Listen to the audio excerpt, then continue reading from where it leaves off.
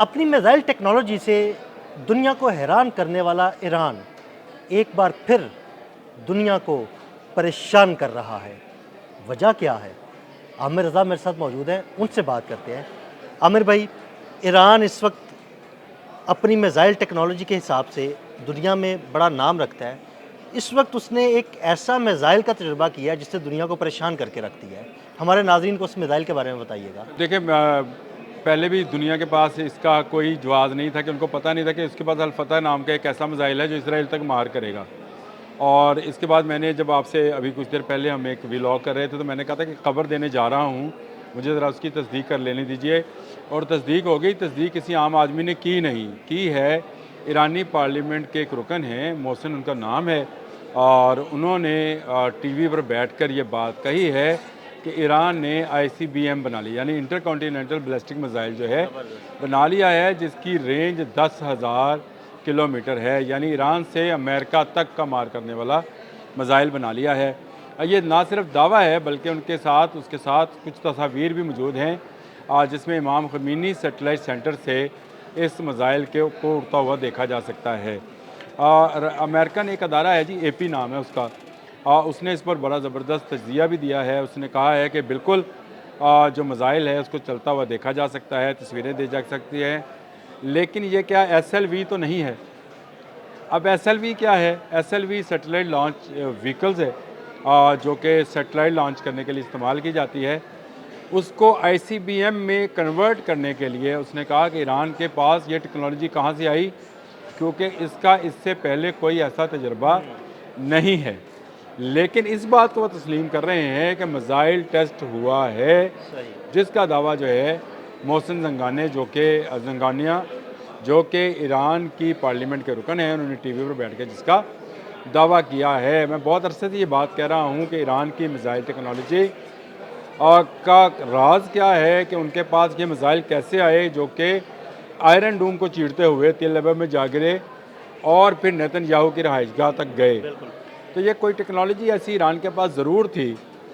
ایک طرف ایران جو ہے وہ اقوام متحدہ میں یہ کہہ رہا ہے کہ وہ کوئی ایسا نیوکلیئر ہتھیار نہیں بنانا چاہتا جس سے لوگوں میں تباہی پھیلے۔ گارنٹی دیں ذرا کہ اسرائیل مجھ پر دوبارہ حملہ نہیں کرے گا۔ بات تو اس کی ٹھیک ہے کہ میں نہیں بناؤں گا، آپ یہ گارنٹی دے دیں کہ اسرائیل حملہ نہیں کرے گا تو ایران نہیں بنائے گا، لیکن اسے یہ گارنٹی نہیں دی جا رہی، جس کے بعد اس نے چند گھنٹوں میں 2 بڑی خبریں جو ہیں مسلم دنیا کو دیں۔ ایک رشیا کے ساتھ $25 ارب کا وہ معاہدہ جس میں 5 نئے نیوکلیئر پاور پلانٹ لگیں گے، اور دوسرا ICBM کا تجربہ جو کہ 10,000 کلومیٹر کے فاصلے تک مار کرے گا، یعنی امریکہ اب ایران کے نشانے پر آ گیا ہے۔ یہ خبر جو ہے اس وقت جنگل کی آگ کی طرح پھیل رہی ہے۔ پوری عرب میڈیا کو آپ اٹھا کر دیکھیں تو وہ اس کا ایک طرح سے خبریت کا جشن منا رہے ہیں، جو خبریت کا جشن آپ سمجھتے ہیں کہ بریکنگ نیوز کے طور پہ چلا رہے ہیں۔ تمام ایرانی جو اکاؤنٹس ہیں، ایکس پہ ہوں، فیس بک پہ ہوں، وہاں پر اس کا جشن منایا جا رہا ہے، اور چین کے بھی کچھ اکاؤنٹس کے اندر میں نے اس کو دیکھا ہے، کیونکہ وہ چینی زبان میں ہے، لیکن اس بات کا تجزیہ ضرور کیا جا رہا ہے کہ ایران نے ایک انٹر کانٹیننٹل بیلسٹک میزائل جو ہے اس کا کامیاب تجربہ کر لیا ہے۔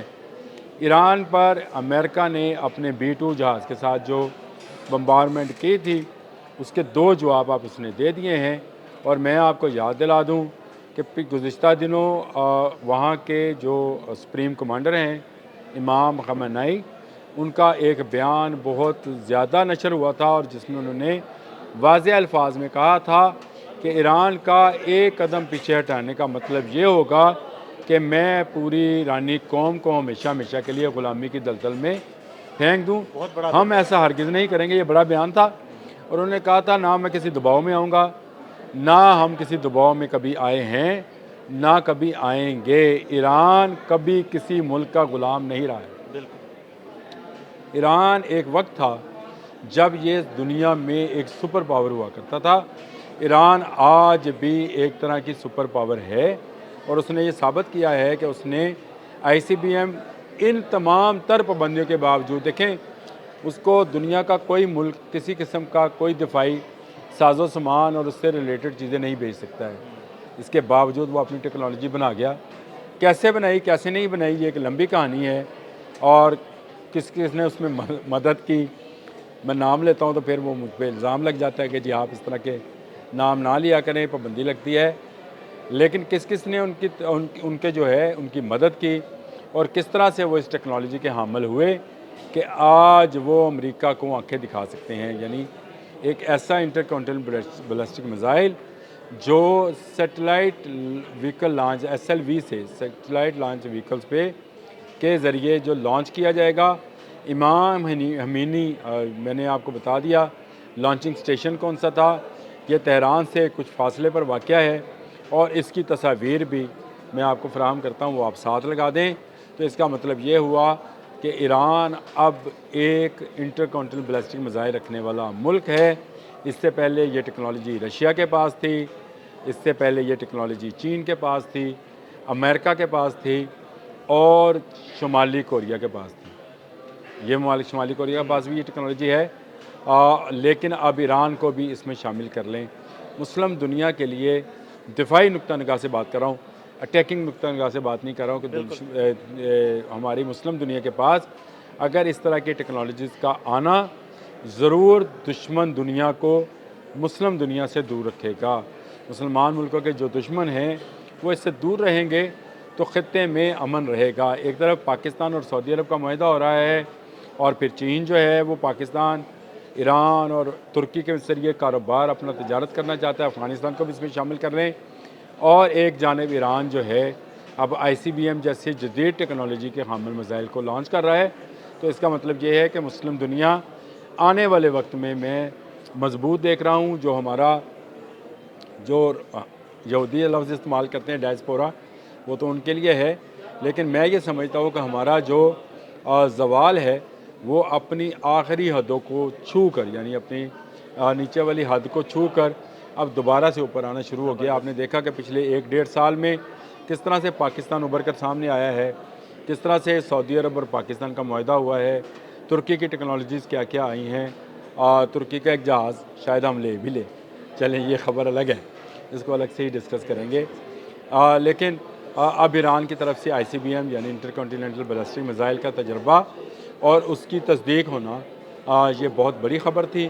میں نے یہ کہا تھا میں آپ کو بریک کروں گا کہ ابھی تک آپ نے اس کو کسی میڈیا چینل پر نہیں دیکھا ہوگا, لیکن چند گھنٹوں میں ایران 2 بڑے کارنامے سر انجام دینے میں کامیاب ہو گیا.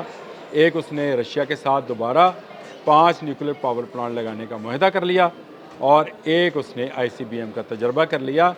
تو ایران جو ہے وہ دفاعی ٹیکنالوجی میں مسلسل کامیابیاں حاصل کرتا چلا جا رہا ہے, اور یہ اسلامی دنیا کے لیے بہتر ہے. میں اس لیے کہہ رہا ہوں کہ میں نے پچھلے ولاگ میں بھی یہ ذکر کیا تھا, اب دوبارہ کر رہا ہوں کہ پہلی مرتبہ ایران کی طرف سے پاک سعودی معاہدے پر سرکاری سطح پر, یعنی ان کے صدر کی جانب سے قوم کھڑے ہو کر اس کو خطے میں امن کا پیغام کہا گیا ہے. تو یہ ایک بڑی ڈیولپمنٹ ہے جو کہ اس خطے میں ہونے جا رہی ہے. اور عدیل صاحب, میں یہ سمجھ رہا ہوں کہ اس ICBM بننے کا فائدہ جو ہے صرف ایران کو نہیں ہوگا, باقی اسلامی دنیا کو بھی ہوگا. گو کہ مجھے آنے والے مستقبل میں تمام اسلامی ملک پاک سعودی معاہدے میں بنتے ہوئے نظر آ رہے ہیں, اور اگر ایک کے بعد ایک یہ اسلامی ممالک آتے چلے گئے تو ان کے آپس میں فروئی اختلافات, چاہے وہ سرحدی ہیں, چاہے نظریاتی ہیں, چاہے سیاسی ہیں, وہ بھی ختم ہوں گے. اور اگر یہ ایک ہو جائیں گے تو پھر آپ سمجھ سکتے ہیں کہ ان کی طاقت کو اور طاقت کا شرازہ جو پہلی جنگ عظیم کے بعد بکھیر دیا گیا تھا, بکھر گیا تھا جب سلطنت عثمانیہ کا خاتمہ کیا گیا تھا, وہ دوبارہ سے جڑ جائے گا. اور اس کے بعد یہ مسلم دنیا جو ہے پوری دنیا پر اسی طرح سے راج کرے گی جیسے سلطنت عثمانیہ کے دور میں کرتی رہی ہے. جیسے 1200 سال تک مسلمان اس پوری دنیا پر حکمرانی کر رہے تھے, وہ نشاط ثانیہ مجھے آتی ہوئی نظر آ رہی ہے. اب بہت شکریہ عامر بھائی. جی بالکل, عامر بھائی نے بڑی تفصیل کے ساتھ اس میزائل کے بارے میں بتایا جس کا تجربہ ایران نے حال ہی میں کیا ہے. عدیل احمد اور عامر رضا کو اجازت دیجیے گا. اللہ حافظ.